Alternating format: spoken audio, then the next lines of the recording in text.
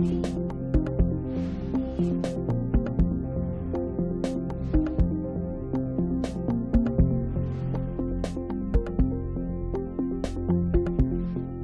la ciudadanía y la patria se abre la sesión. No, yo tenía el equipo volteado y me hice el test el jueves. Buenas tardes a todos y a todas. El acta de la sesión número 5 se da por aprobada y el acta de la sesión número 6 queda a disposición de las y de los diputados de la comisión. El señor secretario dará lectura de nuestra cuenta. Señor secretario, por favor. Gracias, señor presidente. Se ha recibido solamente un documento. Esto es un oficio de la directora subrogante del Servicio de Salud Arica, por medio del cual hace llegar respuesta a oficio de la comisión e informa respecto a una eventual merma presupuestaria asociada a la atención por el ingreso de personas migrantes a los centros de salud. Eso es toda la cuenta, señor presidente. Muchas gracias, señor secretario. Vamos a echarle un vistazo a ese documento. Al WhatsApp, sí, maravilloso. Muchas gracias a doña Alejandra también. Bueno, respecto de... Solamente dar una cifra, pero estamos hablando de casi 25.000 personas, desde el 2010 hasta abril 2022.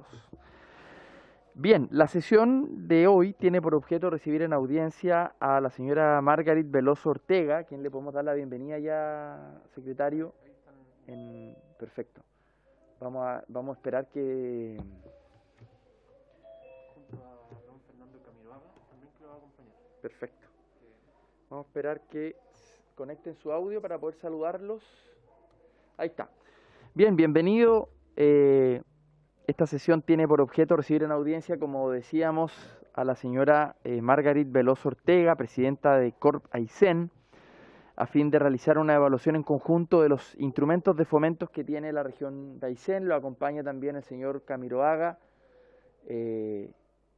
Bienvenidos y bienvenidas a esta sesión. Señora Margarit, tenemos muchas ganas de escucharla respecto de los beneficios que su región tiene, que son en gran medida similares a los del resto de las zonas extremas, pero queremos escuchar la evaluación de usted a puertas de un cambio o de una propuesta del gobierno respecto de una nueva ley de zonas extremas. Señora Margarit, le ofrezco la palabra.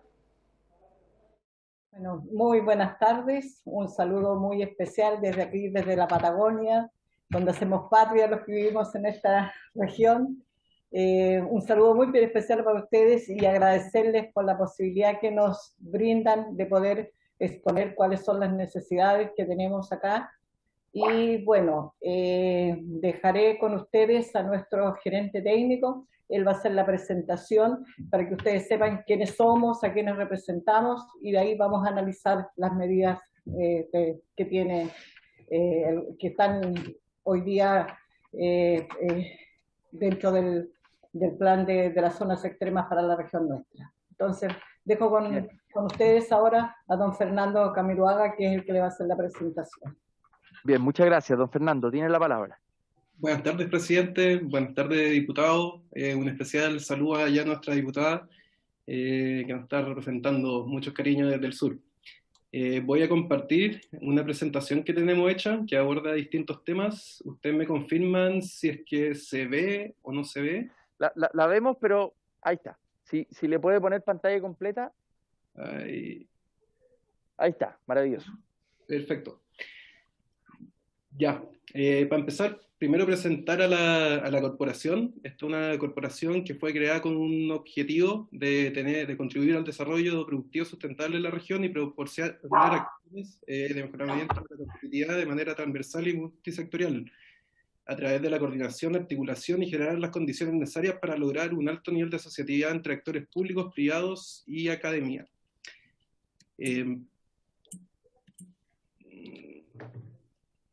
¿Por qué es tan compuesta? Tiene una composición bastante particular. Partir empezando con cámaras de turismo, también cámaras de comercio, juntas de vecinos, sindicato también de industrias, principalmente todo esto en el sector costero de inicio, de ahí donde fue conformada. También se encuentran pequeñas empresas, Por lo tanto, ahí también tenemos un fuerte grupo de asociados al cual representamos, y también representamos a industrias que tenemos actualmente en la región, ojalá que fuesen un poquito más y ámbitos más diversos, pero esa es la realidad que tenemos en la región. Son muchas empresas que han tratado de instalarse y finalmente, por uno u otro motivo, han finalmente desistido. ¿Qué es lo que hacemos? Nos coordinamos, mesas de trabajo público-privada, coordinando. Esto fue obviamente previo a la llegada de la pandemia. Esta es la modalidad en que actualmente nos movemos, pero ya afortunadamente, presidente, estamos volviendo a la normalidad.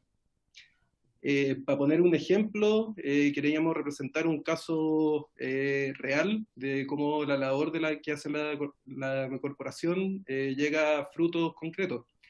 En este caso fueron jóvenes del Liceo Técnico de Puerto Cisne que tuvieron una dificultad, que no podían realizar la titulación de sus cursos del técnico profesional, principalmente porque la pandemia no le permitía hacer todos los talleres y pasar toda la información. Es así que a través de la corporación se hizo un convenio con la Municipalidad de Cisne y empresas, con lo cual se dispuso a través de esta coordinación no solamente con recursos, sino también con profesionales, equipamiento, tecnología, lo que permitió finalmente que los alumnos pudiesen titular y sacar adelante su carrera. Ya habiendo presentado la corporación, queríamos pasar a la materia. Esto es un trabajo que se realizó el año 2019.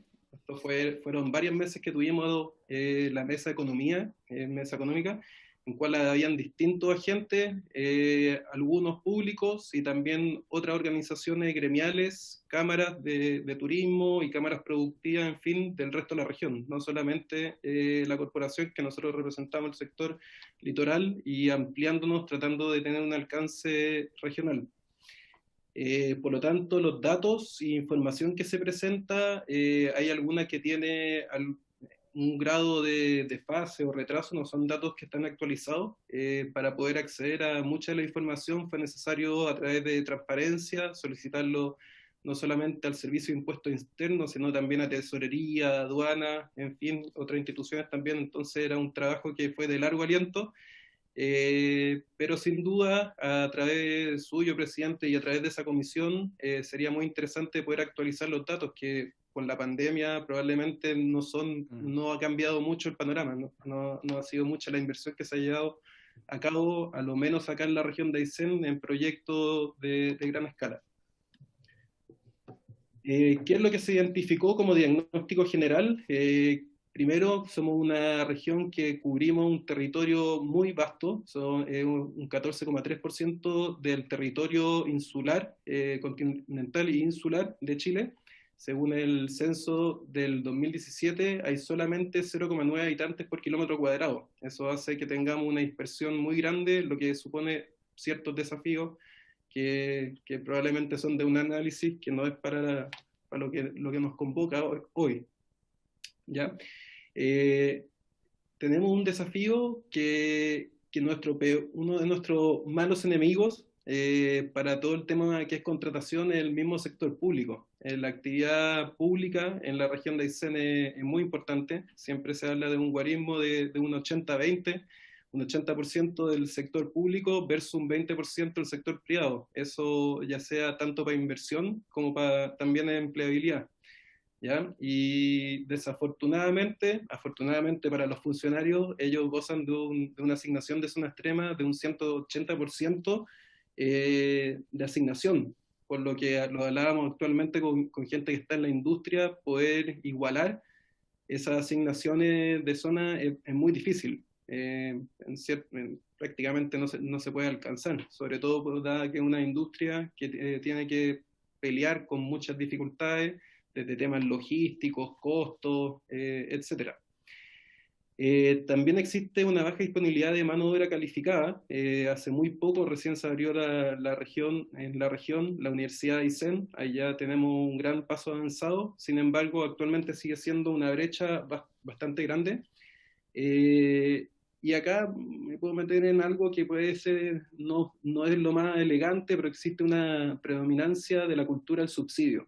Eso puede ser ya sea a través de la implementación de políticas públicas, como son los PMU, que sin duda son un gran aporte para muchos trabajadores. Sin embargo, también hay un acostumbramiento que es realizar labores que no son tan intensivas y generan mejores remuneraciones que un trabajo que puede estar dispuesto en empleo privado, ¿ya?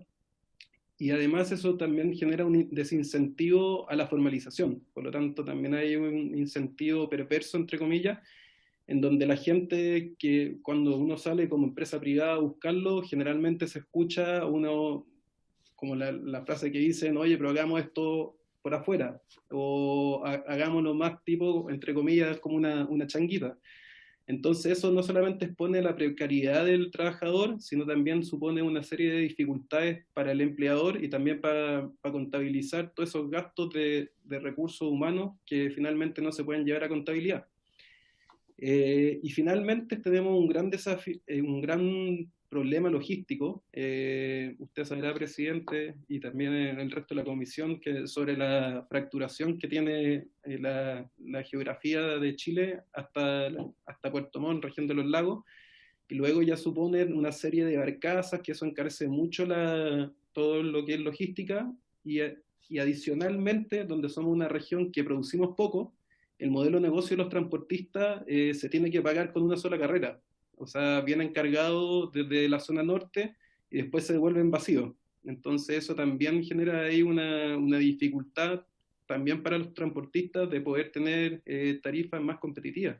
Entonces eso también genera un gran impacto en el desarrollo de cualquier proyecto que se traduce finalmente a precio. Ahora entramos de lleno en la materia. Vamos a ir haciendo un recorrido de cuáles son las herramientas. En este caso en particular es un análisis de la región de Aysén. Hay cierta varianza de algunas de las herramientas, principalmente en guarismo y también algunas políticas públicas que han sido diseñadas particularmente para algunas regiones. Pero vamos a entrar solamente a analizar lo que respecta a la región de Aysén. La primera es la bonificación a la mano de obra, que es la ley 19.853, que establece que es un pago al empleador de un 17% de la remuneración bruta de cada trabajador dependiente, con un tope de remuneración aproximado de 220.000 pesos, con domicilio y trabajo permanente en la región de Tarija, Parinacota, Tarapacá, Aysén y Macaya, en la provincia de Chiloé, Palena, en la región de los Lagos. Acá viene ya una primera dificultad o un empeoramiento de lo que fue esta política pública, que se realizó una modificación que fue particular para la región de Aysén y Magallanes y para ciertas comunas de los lagos, en donde se estableció que para poder acceder a dicha bonificación los sueldos tenían que estar por sobre un 20% del salario mínimo del periodo. Se hizo un trabajo conjunto entre o sea, ¿qué generó? ¿Cuál fue el impacto de esto? Se analizó en un trabajo conjunto entre el INE y Tesorería de la región de Aysén, y lo que demuestra la información, esto es un estudio mucho más largo, solamente incorporamos algunas láminas, es que en el otro gráfico no está, pero que la empresa grande, la industria principalmente, no sufrió gran impacto porque efectivamente estaban por sobre el 20% de la remuneración mínima. Sin embargo, lo que se demuestra acá en el gráfico, la línea azul, que es la que está arriba, es la zona norte, que no suscribieron a esta modificación, y la línea abajo es la región de Aysén y Magallanes. Y ahí ese quiebre, donde está el circulito, se puede ver cuál fue el impacto el año que se aplicó esta política pública. Entonces, ¿qué se puede concluir de esto? Que definitivamente son las pequeñas empresas quienes están pagando los sueldos mínimos. Por lo tanto, un gran porcentaje de las empresas pequeñas que están usando esta herramienta dejaron de usarla porque eso significaba pagar un 20% más de sueldo, y que no cabe duda de que ella, por mucho que estuviese la voluntad, finalmente son recursos que pueden llevar a que no sea factible poder tener esa contratación. Acá hay un gráfico sobre cuál ha sido la tendencia de la utilización de esta herramienta, que está en la línea roja punteada. Lo que se ve que ha ido a la baja Por lo tanto, también se puede concluir que a raíz de estas modificaciones fue un desincentivo para la utilización de la herramienta. Luego, después esto se resume cuando se cierra este capítulo. Después hay otra observación que también se quiso rescatar a través de esta mesa, que fue sobre que sea tributable este beneficio. Este es un cuadro de información resumen que se entregó por la Tesorería ISEN, en donde se ve, por un lado, hay una barra que está en la variación porcentual respecto al año anterior, en donde se puede ver lo que describimos anteriormente sobre las disminuciones de la utilización de la herramienta.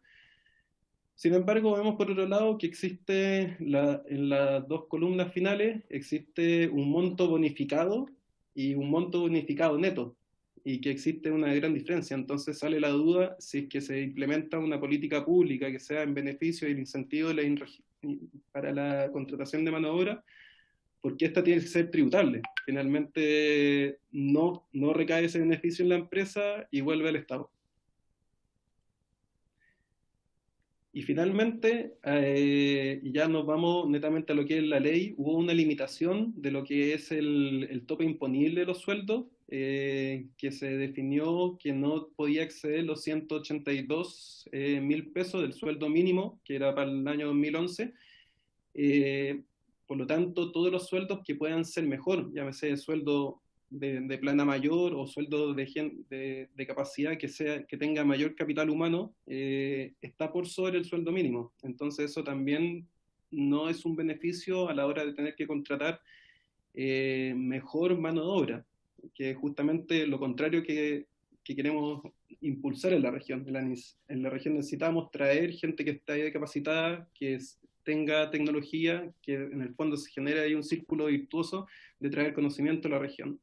Y por esa tope finalmente no está sirviendo para aquellos casos de contratación.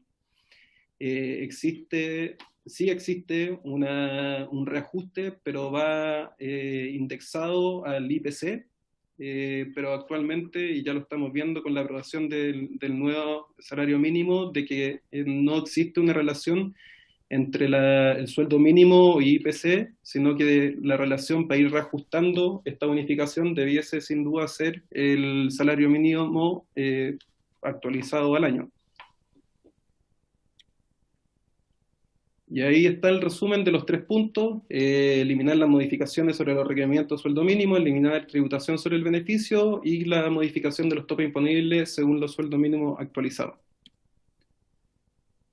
Luego pasamos al segundo beneficio, que es el crédito tributario para las inversiones. No muy afortunadamente, es el resumen sobre las solicitudes de evaluación medioambiental, información que se pidió al CEA, y ahí muestra desde el año 2011 de cómo ha ido cayendo las solicitudes a este organismo.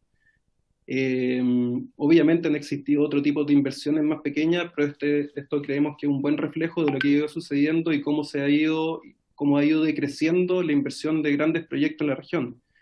Adicionalmente, se fue contrastando para ese entonces con la oficina GPS, que depende del Ministerio de Economía, la cual hace seguimiento a grandes proyectos, y éramos la única región que no teníamos ni un proyecto ingresado o ni un proyecto que estuviese siendo monitoreado por esa agencia, lo que también nos habla de que es una región que actualmente no está recibiendo grandes inversiones y no está creciendo en industria. Esto es lo que dice la ley. Ahí aparecen otras regiones que tienen distintos tratamientos, inclusive hay regiones que tienen políticas públicas particulares, como por ejemplo la región de Arica para la explotación comercial con fines turísticos, que puede llegar con un tope de 40%. ¿Cómo funciona esto? A través de crédito fiscal. Entonces, se hace una inversión, eso se trabaja con un impuesto interno, que también ahí existe por parte de la empresa una dificultad de poder hacer ese trabajo con el servicio. Y finalmente, contra crédito fiscal, uno puede recuperar un 32% de la inversión. ¿Qué es lo que se solicita para este caso? Es poder tener consideraciones y de repente poder llegar al 40% como lo es en otras regiones, idealmente, o también poder analizar posibles fórmulas para priorizar ciertas industrias que sean particularmente estratégicas para la región de Aysén. ¿Ya? Ahí existen 3 industrias que han sido definidas según el gobierno regional, entonces creemos que a propósito de las nuevas atribuciones que podría tener el gobierno regional, también se podría establecer ciertas definiciones en este aspecto.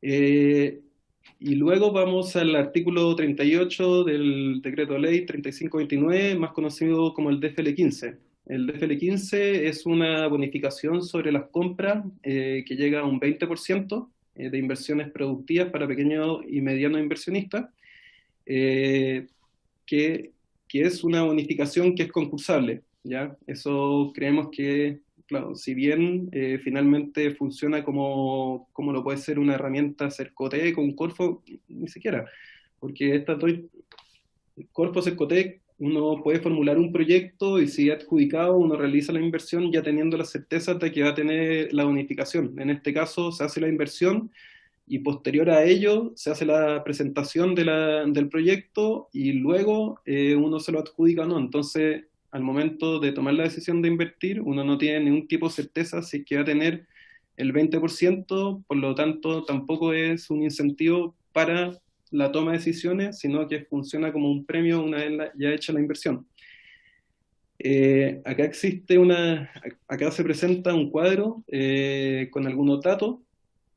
Creemos que lo más relevante es poder acoplar un poco cuáles son las demandas de los proyectos presentados y cuánto es el fondo asignado a la región de Aysén. ¿Ya? O sea, creemos que si es que se sube el fondo asignado, eventualmente podría un poco ya dar más certeza sobre las probabilidades de poder acceder al DFL15. Eso. Y finalmente lo que queríamos exponer acá en esta comisión, presidente, es sobre un proyecto de incentivo que ya se va arrastrando hace muchos años, que es la Zona Franca de Aysén, que tiene un historial que empieza del año 2012, que nace a raíz de las demandas de los movimientos sociales. Luego, para el primer mandato de la presidenta Bachelet, se compró un terreno que está en las cercanías de Puerto Aysén. Luego se intentó licitar la zona franca a través de una concesión. Sin embargo, las bases fueron observadas por el Ministerio de Hacienda, particularmente por la DIPRES, en donde se mencionaba sobre la necesidad de generar cierta información base para poder licitar la concesión. Luego, para el segundo mandato del presidente Piñera, se conformó una mesa técnica en donde se solucionaron esas observaciones, principalmente a través de un estudio preinversión que fue financiado por el gobierno regional a través de Corfo y ejecutado por la Universidad Austral de Valdivia, ¿ya? Es un informe que es bastante extenso, son más de 300 hojas de información, por lo tanto no quisimos entrar mucho en detalle, pero sí creemos de que lo más relevante para el análisis y un poco para poder dejarlo planteado y que se pueda abrir la conversación sobre los beneficios para la región de Aysén, es que en este recinto franco, una vez que haya entrado en régimen, tiene una proyección de venta de 289 millones de dólares y eso tiene un costo fiscal para el Estado por los impuestos que deja de recaudar de 45,8 millones de dólares anuales, ¿ya? Nosotros consideramos de que esos 45,8 millones de dólares anuales debiese ser una deuda que tiene actualmente el Estado con la región de Aysén. Generalmente son beneficios monetarios que se están yendo a través de las arcas fiscales, llámese IVA, y que eso, si es que se hubiese ejecutado ese proyecto, esas plata debiese estar quedando a través de distintos tipos de beneficios acá en la región. Entonces, más allá de plantear una inquietud o más allá de querer llegar finalmente a la materialización de ese recinto franco, es dejar abierta la pregunta de cómo en esta discusión, y ya teniendo ese guarismo sobre la deuda que tiene en esta materia el Estado de Chile con la región de Aysén, de cómo podemos empezar a ver qué qué tipo de iniciativas o herramientas podemos utilizar o diseñar para que finalmente la región de Aysén se ponga, despegue económicamente y sus actividades. Y eso es, presidente. Muchas gracias por la instancia y poder presentar esta información. Muchas gracias, don Fernando. No sé, señora presidenta, si usted quiere hacer una intervención final o abrimos la palabra aquí en la comisión. Uy, nos caímos. Ya. Ah. Bueno, vayan preparando sus preguntas mientras tanto, comentarios. Interesante la presentación del... Sí, súper bien. Le vamos a pedir que nos deje la presentación para poder... Bien, vamos a suspender por 2 minutos hasta que llegue informática, porque tuve un problema. Para la gente que está en vivo, sepa que se cayó el sistema de conexión que teníamos con ellos. Así que, mientras tanto, suspendo por algunos minutos.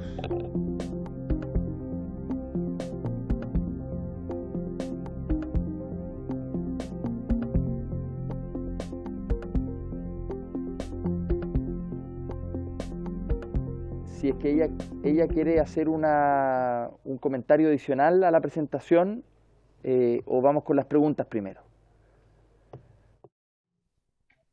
Señora Margarit.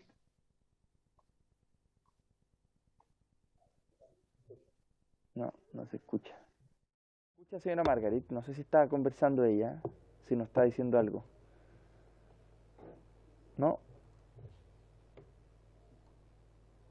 Que es importante que nos escuche la presidenta también los comentarios y las preguntas. Bueno, mientras tanto, Fernando, tú nos escuchas, ¿no?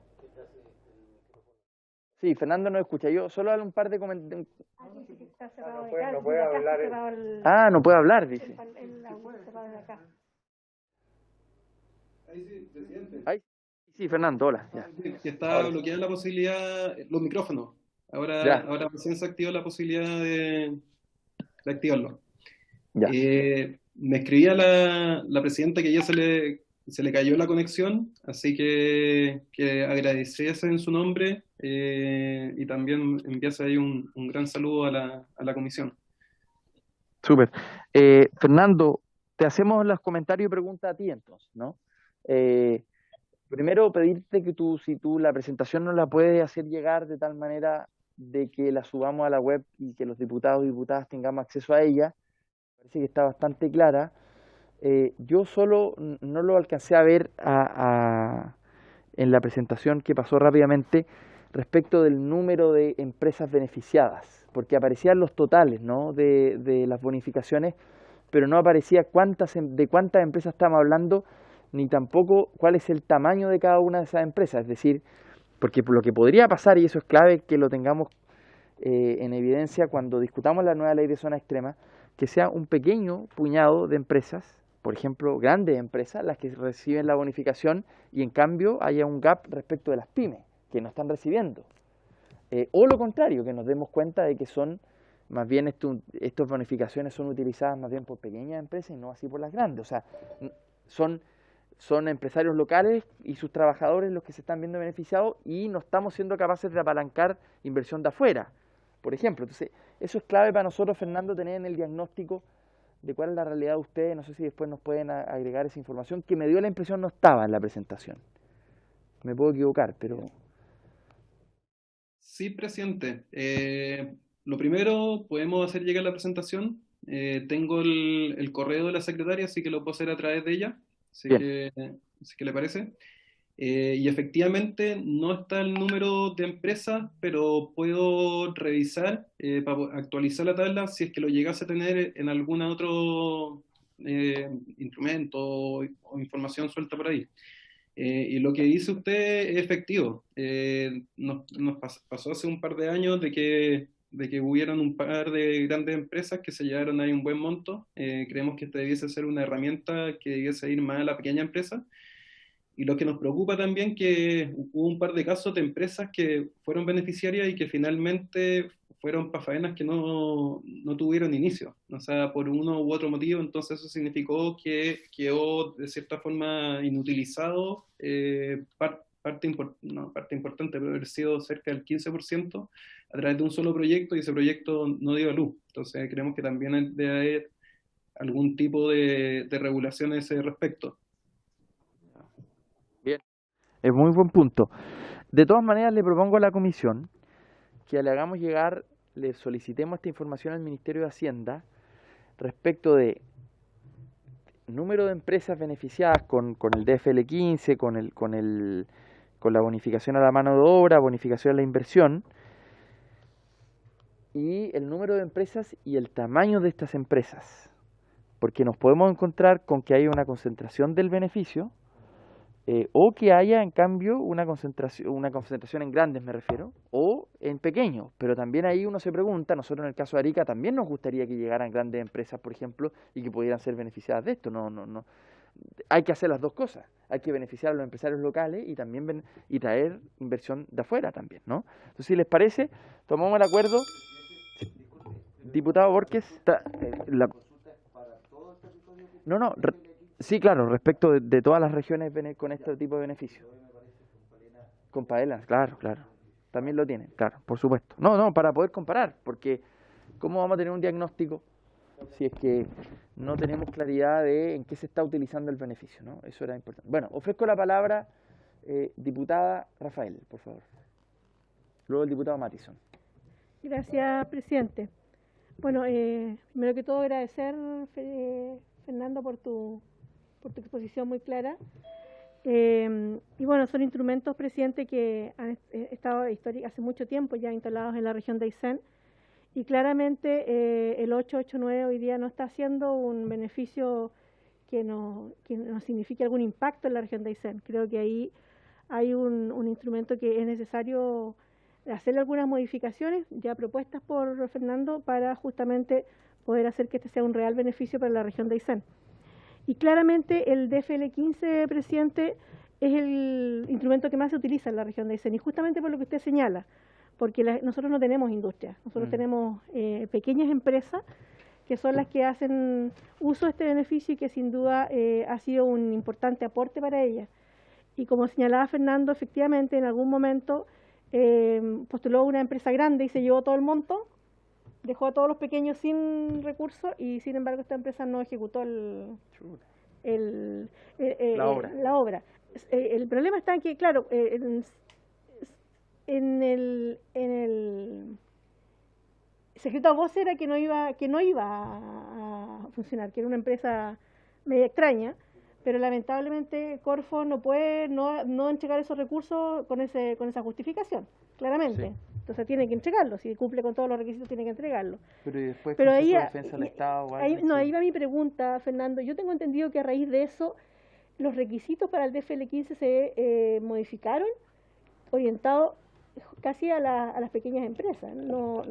Había un máximo de un monto para postular, ¿o me equivoco? Esa es una pregunta. Y lo otro, señor presidente, que en la región de Aysén yo siempre lo he señalado, nosotros somos efectivamente una región que somos parte de la zona extrema, pero nosotros no tenemos gas como tiene Punta Arenas, no tenemos conectividad como Arica, o sea, somos más extremos aún. Somos una isla en extenso territorio y poca población, o sea, se conjuga todo lo difícil para poder tener un desarrollo. Y claramente uno de los grandes problemas, que lo señalaba muy bien Fernando, que a mi modo de ver yo creo que es el gran cuello de botella, es justamente el costo en el transporte. Nosotros tenemos un costo en transporte altísimo, el agua más cara de Chile, la luz más cara de Chile, entonces difícilmente podemos incentivar a industrias que se vayan a instalar en la región de Aysén. Entonces creo que ahí hay grandes temas que son cuello de botella justamente para poder desarrollar y poder generar capitales para que vayan a la región de Aysén. Diputada, le puedo hacer una pregunta respecto a ese punto en específico. Dado que su región es una región turística, ¿se podría pensar en un incentivo específicamente a la industria sí, como una industria sin chimeneas, por decirlo de alguna manera? Porque nosotros en la ley Arica sí tenemos efectivamente una beneficios especiales para industria turística.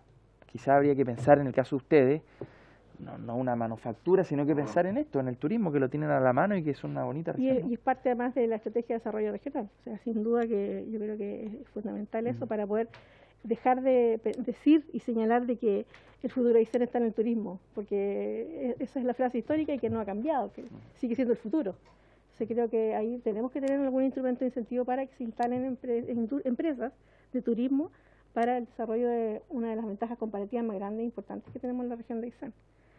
Pero yo primero le pregunto a Fernando respecto al DFL15, que claramente es el instrumento que más se utiliza en la región de Aysén. Y el otro tema, mi segunda consulta es respecto a la zona franca, que finalmente, y ahí también quiero que nosotros como comisión pudiésemos hacer algo. Esta zona franca, señor presidente, fue una parte de la negociación del movimiento social que todos conocieron, que fuimos parte de la noticia nacional, 43 días paralizados, que nos causó mucho daño y que es una de las grandes entregas que entregó el gobierno en ese momento fue la instalación de una zona franca. Hasta el día de hoy todavía no existe, todavía no está, simplemente un diagnóstico, un estudio que se hizo. Entonces quisiera igual ahí solicitarle a usted por su intermedio si pudiésemos preguntar, no sé si al presidente o a Hacienda, efectivamente cuál es la visión que tienen respecto a esta zona franca y si efectivamente vamos a ir avanzando en este gobierno respecto a la instalación de esta zona franca. Súper, buenísimo, tomamos el acuerdo entonces. Hagámoslo Hacienda porque por lo que vi en la presentación, el último antecedente que se tuvo sobre la zona franca fue justamente un reporte que hizo el jefe de gabinete de Hacienda, ¿no? Eso leí en la presentación de Fernando. Bien, Fernando, vamos a tomar un par de preguntas más y te ofrezco la palabra para que puedas responder. Diputado Mattison. Gracias, señor presidente. Agradecerle a los expositores por su presencia. Y bueno, hacer un par de observaciones. Principalmente me llama la atención lo del DL15, porque por lo que yo tengo entendido, por lo menos en la región de Magallanes, el DL15 se entrega una vez que la inversión está hecha. Sí. Y aquí se habla como que se perdió esa bonificación. Entonces, es algo un poco extraño para mí y que quizás valdría la pena investigar, digamos, porque o sea, los recursos del Estado no se pueden perder gratuitamente por ahí, que vayan quedando en la alcancía de alguien. Por otra parte, coincido, o sea, no, puedo decir que los recursos del DL15 se fijan con anterioridad a ver cuál es la inversión en la región. Y yo creo que eso es un error, porque por eso se habla de concursabilidad.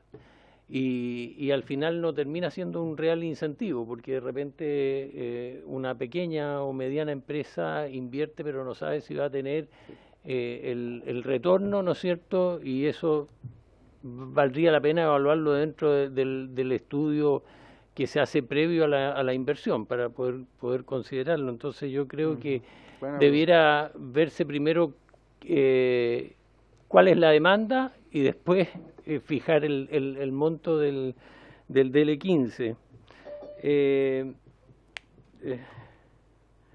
Y bueno, como decía, debiera ir principalmente orientado a la pequeña y la mediana empresa. Por lo menos en Magallanes existen otros incentivos para la gran empresa, como son, nosotros tenemos 6 incentivos en el fondo o bonificaciones que son a través de la ley austral, la ley Tierra del Fuego, la ley Navarino, bueno, la bonificación a la mano de obra, el DL15 y la zona franca. Y me quiero detener un poco en el tema de la zona franca porque ahí yo vi que habían adquirido 20 hectáreas en Aysén para poder desarrollar la zona franca. Y las condiciones que tiene Aysén yo creo que son no para enclaustrar la zona franca dentro de 4 paredes, sino que hacer una región franca. Porque si no, los pueblos más aislados también, o las ciudades más aisladas, quedan tremendamente desfavorecidas. Como es casi como Magallanes, digamos, una región isla, yo la llamo, ¿no es cierto? Tiene una comunicación muy difícil con el resto del país. Yo creo que si se piensa en una zona franca, tiene que ser una región franca, más que limitarlo a un espacio de 20 hectáreas, digamos, porque por 2 razones. Una, porque no se actúa equitativamente con respecto a toda la población, y otro porque no produce un desarrollo de la región. Yo lo veo en Magallanes. Yo siempre he criticado en Magallanes que la zona franca está radicada en Punta Arenas y está en un recinto cerrado. Y uno ve cómo se construye dentro de la zona franca o cómo se moderniza y después el resto de la ciudad va quedando un poco abandonada. Entonces va también, perjudica grandemente a lo que es el desarrollo de las ciudades, el poder tener, o sea, el tenerlo en un recinto cerrado en vez de crear la región. Yo siempre he dicho, he postulado, digamos, que por ejemplo Magallanes también debiera ser una región franca por su condición geográfica. Pero no ha sido así. Entonces, si se va a hacer algo en Aysén, debiera ser región franca y no estar circunscrita a un recinto de 20 hectáreas. Bueno, y para terminar, yo me reuní con el Seremi de Hacienda de Magallanes el viernes pasado y me solicitó que colaborara también con un estudio a ver de qué efecto han tenido todas las leyes de excepción en la región, y estamos comenzando con ese trabajo para poder proponer algunas modificaciones y ver cómo se enfrenta el futuro con estas leyes. Eso era, señor presidente. Muy bien, muchas gracias. Ofrezco la palabra. Si que quieran hacer alguna pregunta o respondemos después a la segunda vuelta, como ustedes quieran. ¿Sí? Diputado Lee. Gracias, presidente. Respecto a la zona franca, diputada, usted o el expositor, ¿se trata de una zona franca primaria, una zona franca industrial? ¿Qué tipo? Porque no quedó especificado qué tipo de zona franca.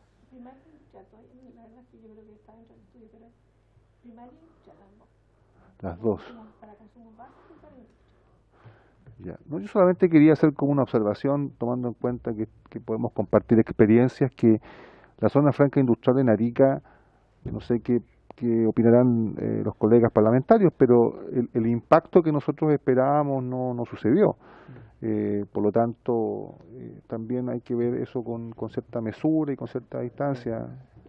No es la panacea, ¿no? No es la panacea, sí. Solamente quería hacer esa observación y quería consultar qué tipo de zona franca estaban aspirando. Sí, claro. Diputada Rafael, y después le voy a ofrecer la palabra a don Fernando. Sí. Diputado, yo le contesto en forma personal, sí, creo que Fernando o Maris, que la presidenta de Corpaicén, no sé si pensará lo mismo.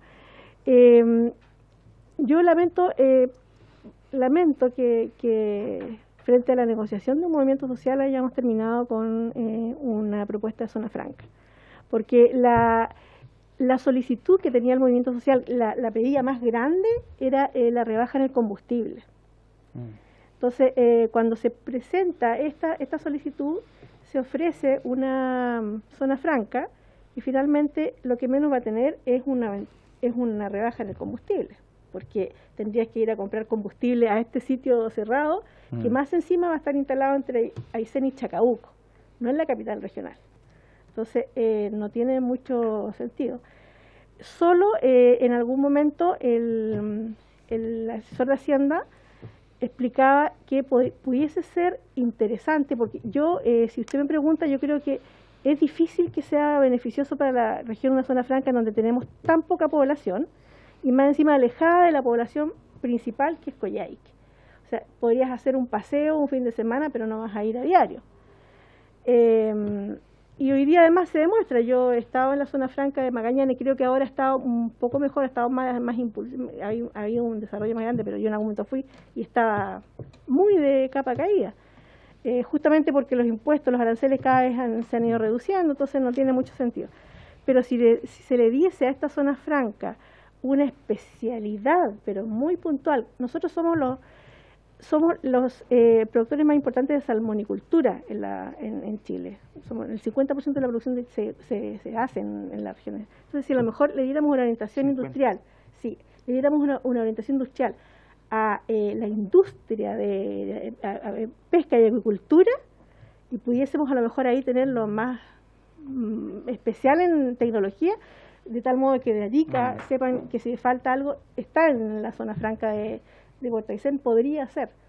Pero también yo tengo mis aprensiones absolutamente, diputado, respecto a lo beneficioso que podría ser, porque además, y yo creo que es la gran traba que está teniendo la zona franca en los distintos gobiernos que han pasado, es que la inversión es muy alta.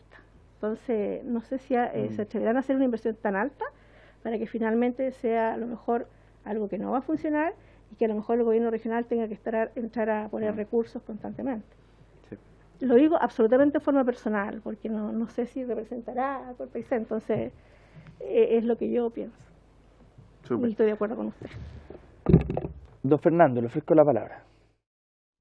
O la presidenta también, la presidenta tiene la mano levantada, me parece, ¿no? El diputado Sáez lo voy a dejar para segunda ronda, ¿le parece?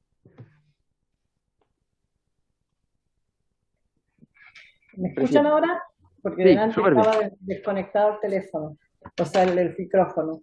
Bueno, yo quería hacer una referencia con respecto al DFL15.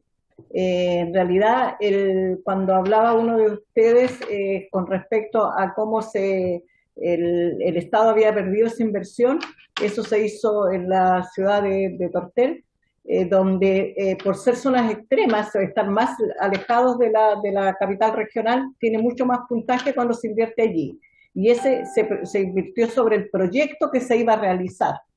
Entonces, él presentó el proyecto que era muy atractivo, que le iba a dar trabajo a mucha gente y todo, pero eso en realidad no se realizó y por eso se perdió. De esa forma ocurrió.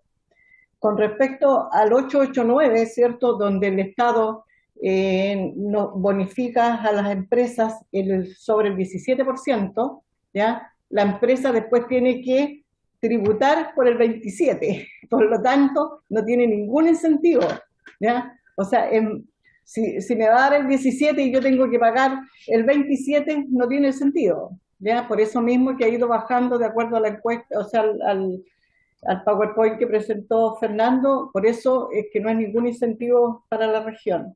Con respecto a la zona franca, yo creo que eso es una deuda que tiene el Estado de Chile con Aysén. Eso costó, no vidas, pero muchos malos ratos, el ojo de no sé cuántas personas que estuvieron en las protestas, y es una ley, y en realidad yo no puedo entender por qué hoy día no se ha concretado, ¿ya? Entonces de repente vemos que se hacen leyes, pero dependiendo cuál sea la presión, ¿ya?, de la gente que vive en el sector, en realidad, ¿por qué la ley no se aplica? ¿Por qué estamos ahí a las expectativas y tenemos que rogar y suplicar? En todas partes, cuando nosotros debiéramos demandar al Estado por no cumplirnos, ¿ya? Por lo tanto, yo creo que todo el mundo sigue, este es un cuento, como yo decía, lo que nos pasó con el CFT, ¿ya? Era el cuento de Juanito y el lobo, que viene el lobo y no llega nunca. Lo mismo nos está pasando con la zona franca. En realidad, o sea, es una promesa, han pasado prácticamente 3 gobiernos, ¿ya? Porque esto comenzó con el primer gobierno de Sebastián Piñera, pasó Bachelet, terminó Sebastián Piñera y estamos entrando en un cuarto y todavía estamos ahí en la incertidumbre. ¿Vamos a tener zona franca o no vamos a tener?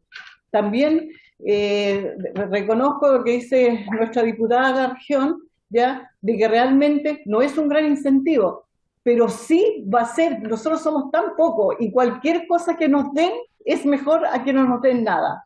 Nosotros no tenemos la conectividad que tiene ni Arica ni Punta Arenas, donde ellos tienen gas prácticamente gratis, tienen decían ustedes mismos allí, ya nosotros tenemos 3 leyes, ustedes tienen 6. Nosotros vamos y competimos, en cambio allá todo, la ley Navarino es para todos los que postulan, se llevan las platas. Nosotros tenemos en este caso es un crédito tributario, ya cuando la empresa tiene utilidades, recién se hace efectivo eso.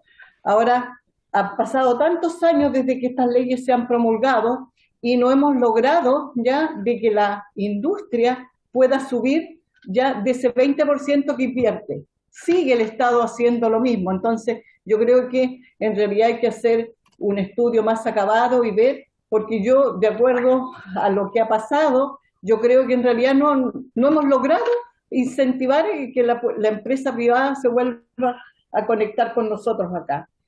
tenemos el problema más grave con la conectividad de la región, ¿ya? No tenemos internet solamente en las comunas más grandes, y ustedes saben hoy día, sin internet no se puede hacer absolutamente nada. Entonces, llevamos hace 20 años, yo creo, 25, donde nuestra población no crece. Seguimos siendo 100.000 habitantes, entonces por eso mismo tampoco nadie nos considera. Entonces yo creo que Chile tiene una deuda con Aysén que tienen que verla, y los encargados de esto son ustedes, ¿ya? Nosotros elegimos a los parlamentarios justamente para que ustedes trabajen, le entreguemos la información y vean la forma en que podamos conseguir los beneficios que se puedan. Yo entiendo de que este es un momento muy complicado, estamos con un año muy difícil, ¿ya? Pero yo creo que de repente hay que tener la voluntad de ver. Nosotros como corporación, nuestra preocupación es ver cómo desarrollamos la región. Ese es nuestro objetivo, ¿ya? De empezar a dar poquitos pasos, ¿ya? Pero avanzar, porque vemos que estamos estancados. Y bueno, agradecer en realidad a ustedes por escucharnos y por que puedan recoger esto y ver qué solución podemos encontrar en conjunto. Agradecer a nuestra parlamentaria que está allí defendiendo la voz de la Patagonia junto a ustedes. Muchas gracias. Muchas gracias, presidenta. Le ofrezco la palabra a don Fernando y luego al diputado Sáez y luego al diputado Borges. Muchas gracias, presidente. A través de su intermedio contestar algunas de las preguntas que fui captando. Una primera que era lo que hacía mención la diputada Marcia Rafael. Con respecto al DFL15, sí existen criterios que son modificables, y eso se hace a través de una comisión que está convocada a través de la Seremi de Economía, junto con Corfo y Hacienda, en donde se definen los criterios que van a ser evaluados año a año. Entonces ahí se pueden priorizar ciertos sectores productivos, territorios dentro de la región. Entonces en base a eso se va construyendo una tabla de evaluación, y que finalmente ahí uno puede apuntar un poco por ciertos focos productivos. Efectivamente, para el caso, cuando salió adjudicada esta empresa, a pesar de que era una empresa grande, cumplía ciertos requisitos, como lo mencionó la presidenta de la corporación, que era una empresa en el área de pesca. Estaba ubicada la extracción era en los alrededores de Tortel, pero el proceso era en Cochrane, entonces también por un criterio de distancia con respecto a la capital regional también tenía muy buena evaluación. Y había un tercero, pero finalmente estaba muy bien evaluada por las mismas características del proyecto. Sin embargo, estas platas, según entiendo, no fueron transferidas, sino que en el fondo ocuparon el cupo que había comprometido, y luego se empezó estaba materializada la inversión, por lo tanto cumplía con un criterio, y eso también está dentro del cuadro de evaluación. Sin embargo, le faltaban ciertos permisos sanitarios, qué sé yo, pueden haber habido algún otro, pero finalmente fue ello lo que lo hizo tener que bajarse de la iniciativa, pero esas platas pero no se pagó entonces. O sea, ya no están comprometidas, no están en la región para ser reasignadas a otros proyectos.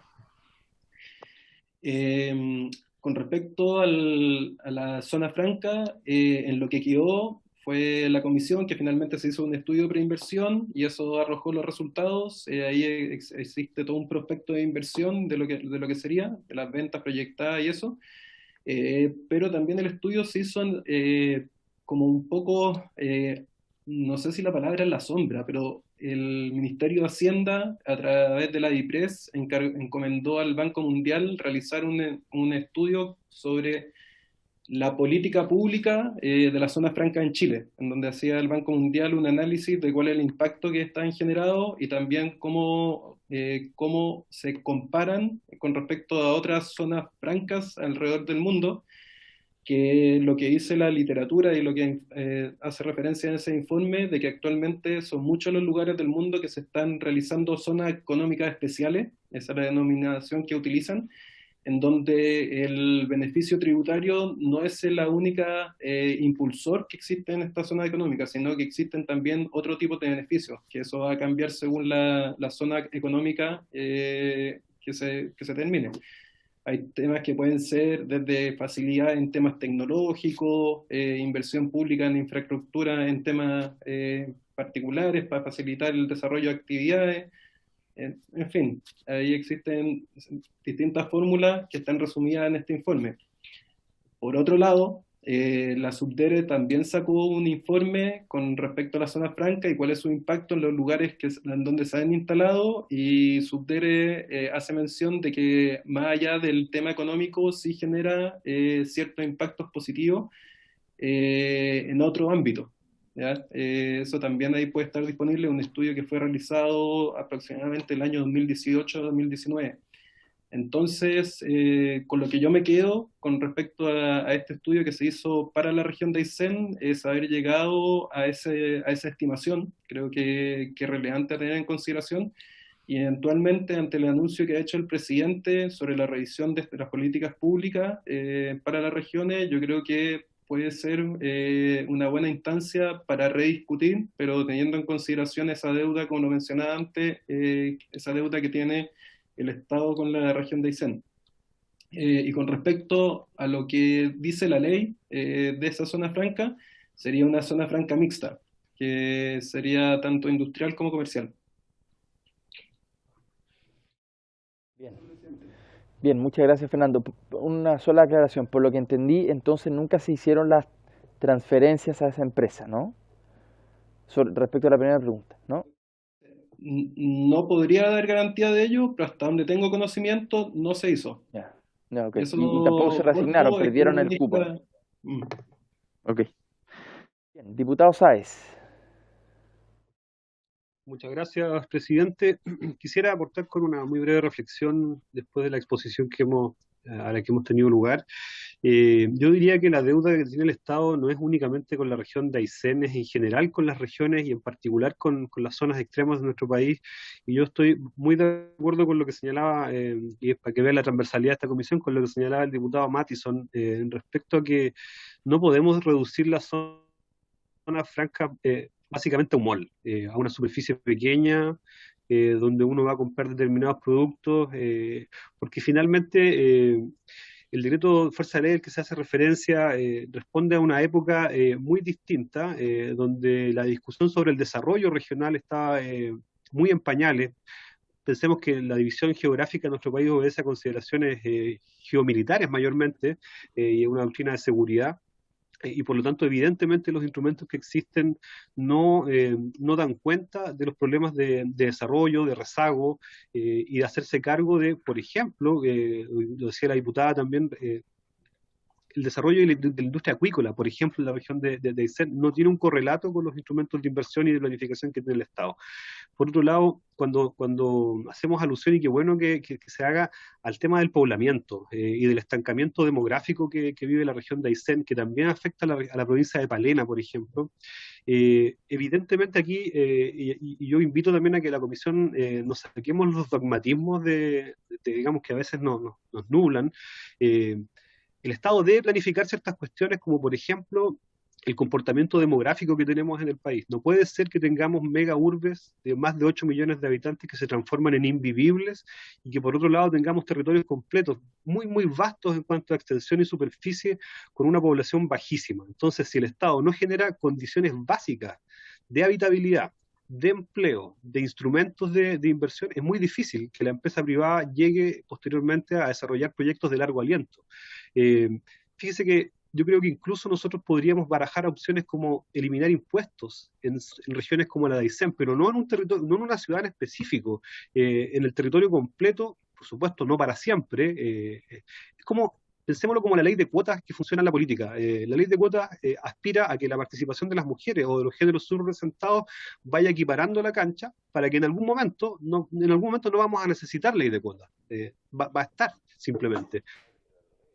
En algún punto, las desigualdades y las inequidades territoriales, si vamos avanzando de la mano con instrumentos de planificación, de gestión, de coordinación, de fomento, no vamos a necesitar que la gente no pague impuestos, pero da la sensación de que es una alternativa que podríamos barajar, porque básicamente todas las soluciones que ha intentado el Estado, que casi siempre han sido reactivas después de procesos de movilización y de algidez social en estos territorios, terminan en soluciones que son parches y que no piensan fuera de la caja de herramientas. Permanentemente estamos recurriendo únicamente a subsidios y nunca estamos, y siempre estamos como con la política del bono del término conflicto, básicamente. Bajar la protesta, la toma, y eso es todo.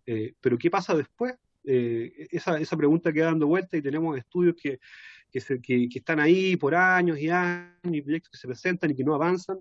Y creo que definitivamente ese no es el camino. Para cerrar, finalmente mencionar que, por ejemplo, en la comuna de Chaitén, que está en un completo abandono después de la erupción del volcán Chaitén del año 2008, donde la mitad de la ciudad está en abandono, con las casas tomadas porque el Ministerio de Bienes Nacionales no ha regularizado esos terrenos, porque el Ministerio de Vivienda no ha generado inversión, y donde tenemos una economía que está completamente estancada y que depende fundamentalmente de los empleos que genera la municipalidad y los servicios públicos. Eso no puede ser, eso no es desarrollo. Esas son dádivas permanentes para territorio y eso subestima la capacidad de las personas de forjar su propio destino. Por lo tanto, yo invitaría a esta comisión a que también podamos ser proactivos y podamos promover una legislación que sea más osada y que logre visualizar nuestros territorios extremos, tanto del extremo sur como del extremo norte, con una perspectiva que permita fortalecer su capacidad demográfica, su capacidad económica y ser también dueños de su destino y de un modelo de desarrollo que no sea impuesto, sino que sea consensuado de manera sostenible y sustentable en el tiempo, porque de lo contrario vamos a estar permanentemente volviendo sobre los mismos problemas. Gracias, presidente. Gracias, diputado. Bueno, esa es la razón por la cual en esta comisión no hemos tomado el tiempo de escuchar una a una cada región, cada territorio, porque no hay otra manera de tener un buen diagnóstico y de ofrecer un camino de salida, ¿no? O de futuro respecto de los temas de zona extrema. Hay que tomarse el tiempo de escuchar, de entender, de aprender sobre todo y ver qué de eso puede servir para nuestros propios territorios. Bueno, diputado Borges, le ofrezco la palabra. Gracias, presidente, y por su intermedio agradecer y saludar a los expositores y que esta exposición también nos da una pauta para poder diferenciar y también poder valorar un poco lo que se está haciendo en Aysén, pero lo que nosotros pretendemos hacer también en nuestros territorios. Yo le quiero contar, presidente, que tengo harta información de los DFL15 que igual se desarrollan en la provincia de Chiloé y Palena. Especialmente hemos conversado con el core Fernando Hernández, que él está muy preocupado porque habitualmente se entregan los recursos, como decía la diputada, ¿no es cierto?, se entregan los recursos, especialmente preocupándose de las situaciones territoriales que tenemos en nuestro territorio. Especialmente tenemos mucha inversión en cadenas de valor de las salmoneras, pero, ¿no es cierto?, si pensamos en que nuestro territorio va a tener un futuro en lo turístico, ¿no es cierto?, ahí no se han entregado muchos recursos en estos DFL15. Así que, como usted solicitó, ¿no es cierto?, la información actual de cómo se entregan los recursos, me gustaría que ahí también viéramos la comparación de cómo pudiéramos priorizar y ayudar más a esta gente que está ligada al turismo. También hablar de la zona rezagada, presidente. Mire, el Consejo Regional aprobó 95.000 millones para un programa de 8 años. Y ese programa me gustaría también, porque he estado en algunas comunas, especialmente en Quinchao, y le quiero presentar a Mariela, que viene de la comuna de Quinchao, que trabaja en mi oficina parlamentaria. Ella es abogada de la Universidad de Chile, también es no vidente, viene allá y ella sabe lo que es vivir en una zona tan extrema como las islas de Chiloé y especialmente en la isla de Caguach, en Quinchao. Así que ella está con nosotros aquí también en esta comisión porque es muy importante. Y lo último, presidente, es que me gustaría ver la posibilidad de que en la primera semana de julio pudiéramos nosotros, organizaciones de Chiloé, exponer para ver si en algún momento la visión que tenemos de las organizaciones de Chiloé con una futura zona extrema para ese territorio. Así que me gustaría que si lo podemos dejar en agenda para la primera semana de julio. Eso, gracias, presidente, muy amable. Bien, muchas gracias, diputado Borges. Lo primero es, bueno, saludar a Mariela y a través de ella a toda la isla de Caguach. Me alegro mucho que estén aquí presentes y representados y que sea parte de su equipo parlamentario, diputado. Así que bienvenida, Mariela. Respecto de la invitación, ¿no es cierto?, a representantes de la Isla Grande de Chiloé, por supuesto, encantadísimos, los agendamos para la 1 de julio. Aprovecho de mencionarles que tenemos otros 2 invitados, ya que estamos en el tema de los invitados, o mejor no, mejor lo vamos a dejar para el final, porque como tenemos presente aquí a la gente de Aysén, mejor cerremos con Aysén y al final de la sesión vamos a ponernos de acuerdo en lo que viene. Ahora, quiero proponerle el acuerdo para extender en el oficio que vamos a hacer a Hacienda sobre el tamaño y el número de las empresas, también respecto de sus rubros y a qué se dedican, ¿no? Porque también lo que puede pasar es que hay una concentración de un determinado tipo de industrias, ¿no?, dedicados, por ejemplo, a la acuicultura, versus, y quizá a la industria turística haya poco y nada. Entonces sería muy interesante tener esa información, sobre todo en Arica, nos interesa mucho. Bien, entonces extendemos el oficio, señor secretario, para tener esa información. Le voy a ofrecer la palabra entonces a la presidenta o a Fernando, pero antes solo hacerle una pregunta respecto de la Universidad de Aysén, que nosotros aprobamos en este Congreso. En el gobierno de la presidenta Bachelet se aprobó la ley que creaba la Universidad de Aysén y también de O'Higgins, y no sé cómo ha impactado en la región esa creación. Presidenta. Bueno, ahí ese fue igual un anhelo muy sentido por la región de tener una universidad en la región. Desgraciadamente para nuestra región no se cumplieron las expectativas en el sentido de que la universidad debía tener carreras que estén de acorde a las necesidades que tenía la región. Eso no ha ocurrido. Afortunadamente el CFT, que es el Centro de Formación Técnica, se instaló ahora en Puerto Aysén, y ahí nosotros como corporación tuvimos la precaución justamente de ser muy insistente en que las carreras que debieran darse debieran estar de acuerdo a las necesidades que tiene la región y de acuerdo al desarrollo. Entonces la Universidad de Aysén, las carreras que tiene muy poca relación y son las mismas carreras que se dan en todas partes.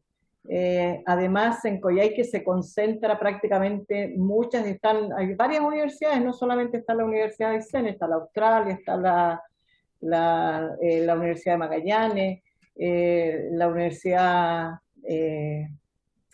no me acuerdo cómo se llama la otra, pero hay 4, hay otros centros técnicos. Entonces, igual todos se concentran. Nosotros siempre hablamos de la descentralización, pero cuando hablamos de descentralización, en las regiones nos topamos exactamente con la misma situación. Todo se concentra en la capital regional y eso no chorrea para el resto de las comunas. Entonces, imagínense ustedes, para que tengan la información, en Aysén la población está nosotros tenemos 10 comunas, ¿ya? Y de esas 10, la población está concentrada solamente en 2. ¿Ya? Coyhaique, que tiene alrededor de 60.000 habitantes, nosotros que tenemos 20.000, y el resto se diluye entre las otras 8 regiones, 8 comunas. Entonces, eso también provoca un problema, ¿ya? Y como yo les decía anteriormente, en realidad la universidad debiera ser el motor, ¿ya?, para que esto crezca y se desarrolle. Ahora, ¿qué digo a su favor? También no la podemos condenar en este minuto porque hace muy poco tiempo que está instalada, ¿ya? Entonces esperamos que eso con el tiempo se vaya mejorando y en realidad se logre el objetivo que uno busca. O sea, yo he vivido todos mis años aquí en la región, tengo 66 años y todavía no he visto cómo esto despega. Entonces en realidad mi visión dentro de la corporación es hacer mi aporte a la comunidad para que puedan disfrutar de este desarrollo mis nietos o mis bisnietos, porque así como ha pasado el tiempo, esto ha sido muy lento. Entonces, la universidad, no sé, Fernando, que vive en Coyhaique, porque yo vivo en Puerto Aysén, que es la ciudad más chica, a lo mejor él tiene otra visión de la universidad, para que él pueda dar su opinión con respecto a la universidad. Muchas gracias, señor presidente. Gracias, presidenta. Don Fernando. Sí, bueno, la verdad es que yo no conozco en detalle las mallas y las carreras que se imparten, sin embargo, sí lo que se escucha es sobre la crítica de que existe poca conexión con el potencial laboral que tiene la región. Creemos que hay entidades que tienen mucho que decir, son los centros de formación técnica. Existe ahí un gran deber por parte del Estado y las municipalidades de fortalecer los centros de formación técnica, que son finalmente quienes están haciendo la formación de los profesionales que finalmente quedan en la región. Tenemos, como ya lo hemos hablado por mucho rato, toda la acuicultura, ahí existe una gran oportunidad de trabajo.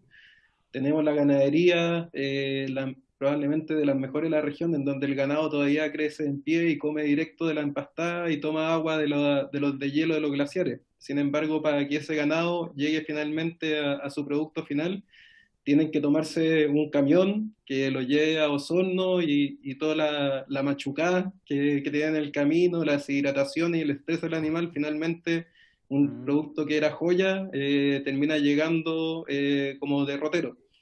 Entonces, en todos esos aspectos técnicos, en el turismo también, que también sin duda ahí están los tres sectores productivos estratégicos de la región, sin duda ahí la formación técnica para generar profesionales para llevar adelante cada una de esas industrias es fundamental. Entonces, más allá de lo que ha sido el proceso de instalación de la Universidad de Aysén, destacar y también llamar a estas entidades de formación técnica que sean fortalecidas.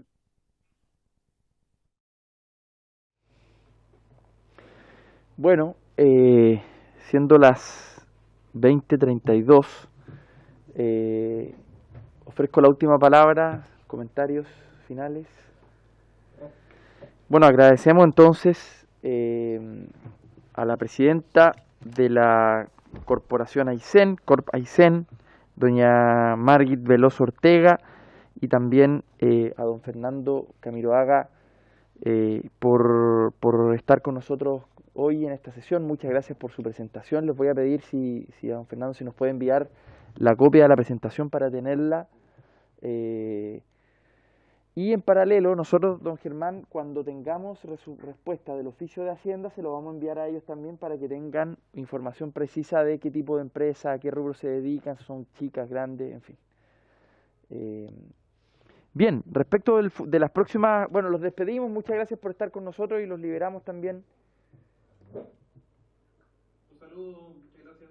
Ya, muchas gracias, ya estamos ahí en contacto más adelante, esperamos estar ahí.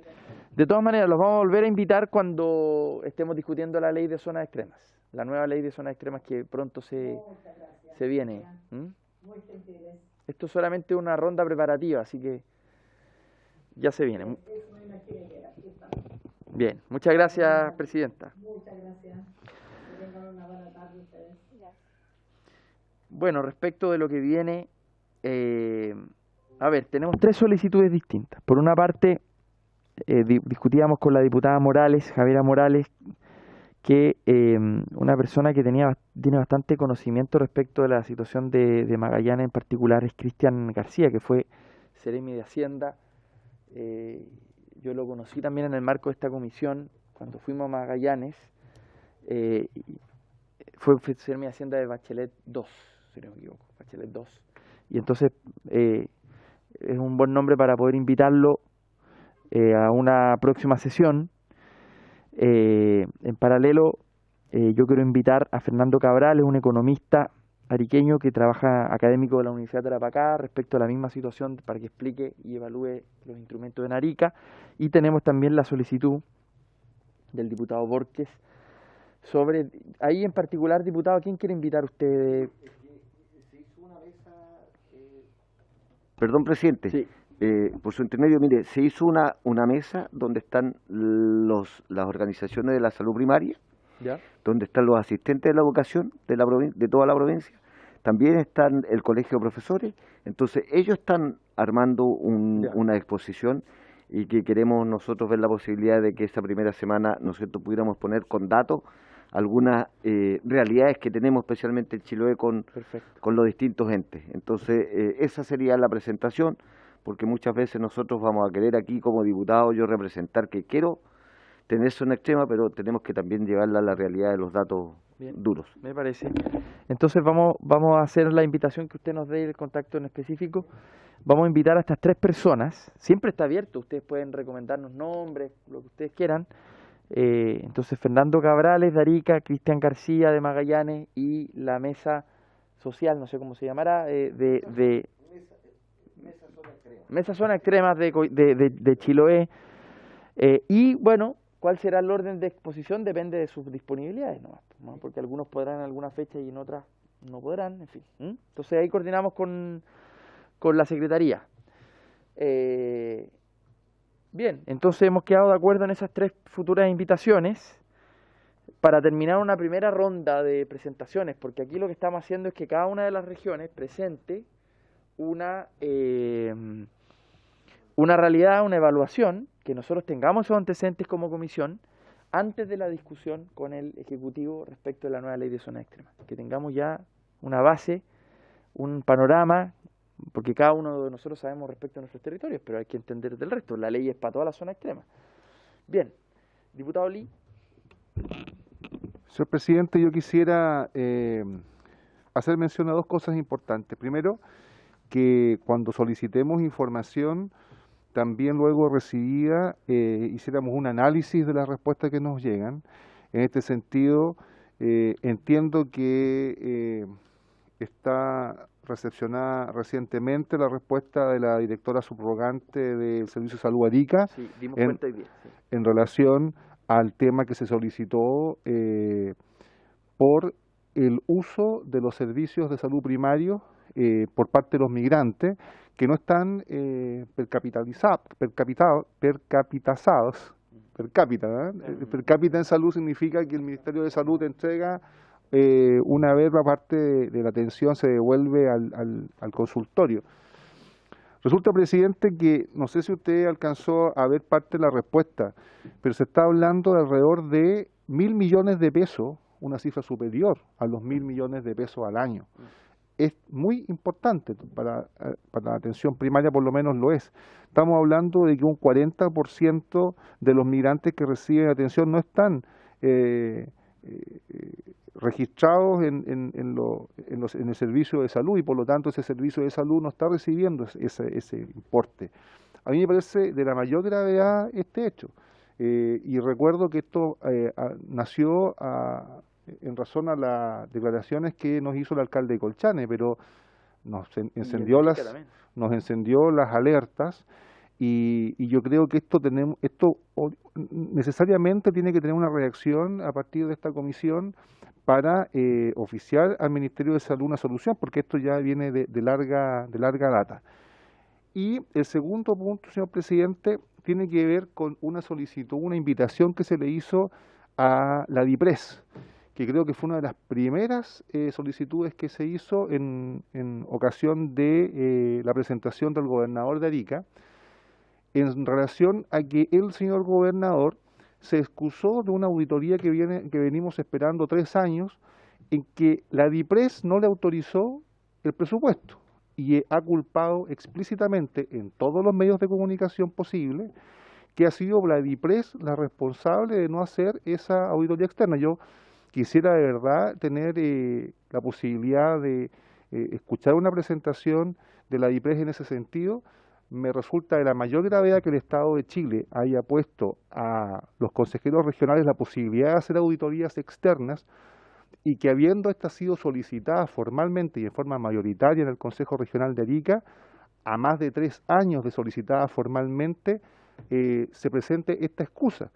Porque si esta excusa es real, entonces quiere decir que hay una falla garrafal del Estado chileno, tanto el gobierno anterior como el gobierno presente, donde aparece una ley en donde, en honor a la probidad y la transparencia y el buen uso de los recursos públicos regionales, y en razón de la descentralización tan esperada por todos, simplemente no hay los recursos disponibles, que son alrededor de 40, 50, 60 millones de pesos, no es más que eso, para que se haga la auditoría.